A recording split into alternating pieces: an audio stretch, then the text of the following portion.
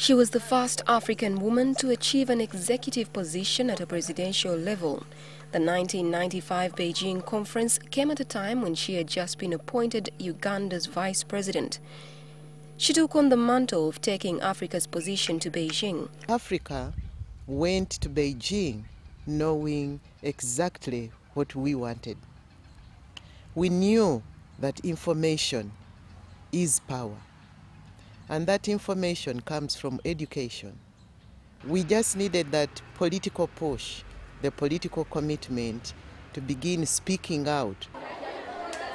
Close to 20 years later, Uganda has made big strides in education. Affirmative action for girls going to Makerere, affirmative action for women to go to parliament and participate highly in decision making.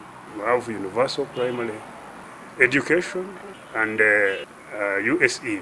We've really had a systematic change, and what you see now with the women heading city council, women heading revenue authority, women becoming ministers of finance, women going to defense, the non-traditional areas. But while there has been progress in this sector, those who analyze the concerns of the Beijing conference and have observed Uganda through time say, in terms of health, Uganda has not fared as it should. Reducing maternal mortality, we are very slow. We are supposed to reduce it from around 600 in 1990s to 131. We are still at 438. And yet some believe that achieving maternal health is not as difficult as it seems. To reduce maternal mortality, you need very basic interventions, and one of them being, like the skilled the skilled attendance at birth. Teenage pregnancies continue to plague the girl child who will be the woman of tomorrow if she lives long enough. These teenagers will many times seek out abortions as their best option, most of which are unsafe. Inasmuch as we're able to increase the enrollment of girls in schools, but there are so many other factors at the family level which will actually impact on the girls' attendance of school, and so they end up dropping out of school. Education is the best contraceptive. The best contraceptive if they stay longer in school. As the struggle goes on to find means to keep the women alive, there is also the question of women empowerment. One of the critical shortfalls for Uganda has been getting the women from the micro-income level to a higher level.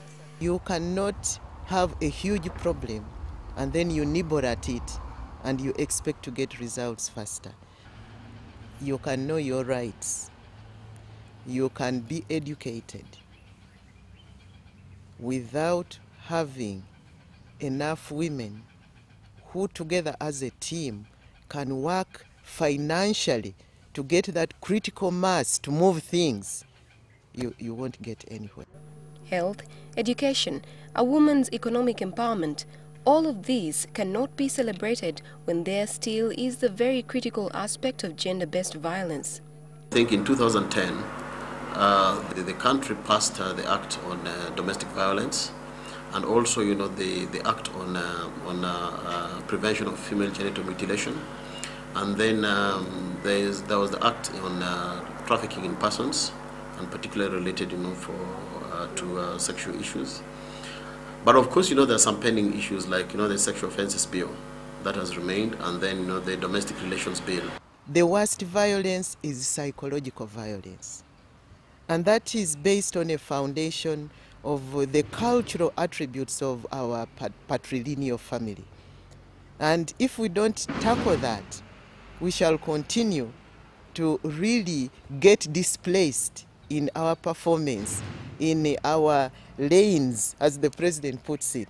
Because the moment you are psychologically not there, it means you are mentally not equipped to take on any challenge.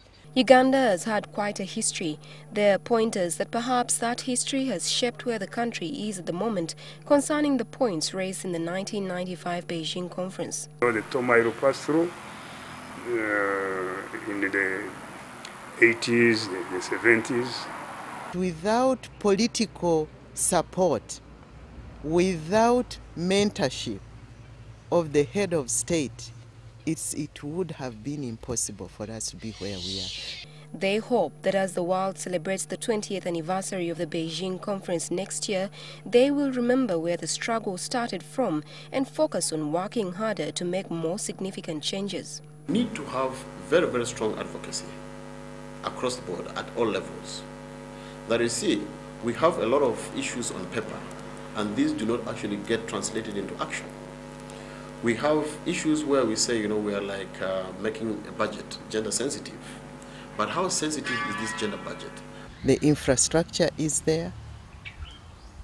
The mechanisms for one to be able to appeal if they find roadblocks are there.